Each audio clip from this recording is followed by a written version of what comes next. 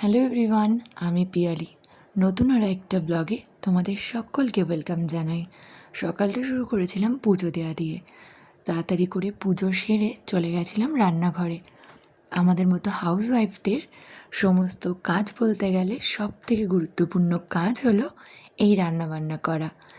ডিমটা সেদ্ধ বসিয়ে চলে গেছিলাম ছাদে। বেশ ভালোই রোদ্দুর উঠেছিল বলে কয়েকটা জামা কাপড় সকালেই কেচে রেখেছিলাম, আর এখন সেগুলোকে ছাদে মেলতে এসেছি। আর যেহেতু দু একদিন আমি বাড়িতে ছিলাম না, এসে ছাদে দেখি আমার লাগানো কয়েকটা গাছ একদম শুকিয়ে গেছে।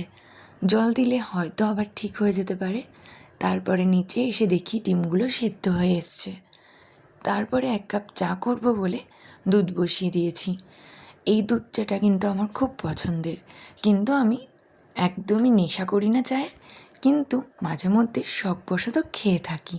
চাটা খাওয়ার পরে আর দেরি না করে তাড়াতাড়ি করে ভাত বসিয়ে দিলাম। আর ফ্রিজে দেখলাম অনেক দিন ধরে একটা পেঁপে পড়ে আছে। বিভানের বাবা আবার পেঁপে নিয়ে আসে সেদ্ধ খাওয়ার জন্যে। ভাতে সেদ্ধ নাকি তার খুব ভালো লাগে, এর জন্যে ভাতে আজকে পেঁপে সেদ্ধ দিয়েছি।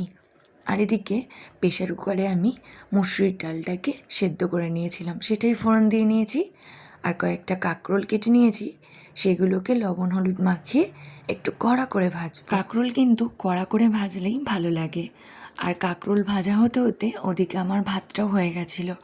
ভাতটাকে উবুর দিয়ে ফ্যান ঝরিয়ে কয়েকটা ডিম দেখলে প্রথমেই সেদ্ধ করে নিয়েছিলাম, সেগুলোরই খোসা ছাড়িয়ে তেলে দিয়ে লাল লাল করে ভেজে নিয়েছি। ডিমের ঝোল করব। আজকে আর আলুগুলোকে ভেজে নিইনি, আলুগুলোকে কাঁচাই দিয়েছিলাম। আর আজকে ডিমের ঝোলের স্বাদটা কিন্তু আরও সুন্দর হয়েছিল। আর বেশি বড় করব না ভিডিওটা, এখানেই শেষ করব। আর তোমাদের যদি ভালো লাগে একটা লাইক ও কমেন্ট করো। আজ তবে আসি, আবারও গল্প হবে।